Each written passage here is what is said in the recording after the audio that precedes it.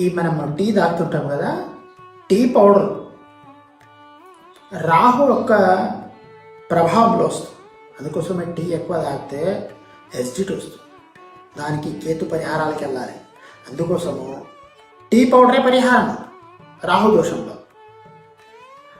శనివారమో బుధవారమో మీకు తెలిసిన ఎవరైనా బ్రాహ్మణులు ఉంటే అక్కడ దేవస్థానంలో వాళ్ళు ఎల్లప్పుడూ వంట చేసుకుని ఉంటుంటే వాళ్ళకు ఒక 100 గ్రామ్స్ 200 గ్రామ్స్ టీ పౌడర్ దానం ఇవ్వండి.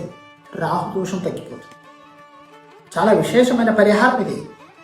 ఎలాంటి రాహు దోషాలు రావడానికి చోటు ఉండదు. చాలా బ్రహ్మాండమైన పరిహారం.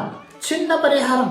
దగ్గరలో ఉన్న ఏ యొక్క దేవస్థానంలోనైనా టీ పౌడర్ దానం ఇస్తూరండి. మీకు ఎంత చాదనవుతుందో అంతమండి.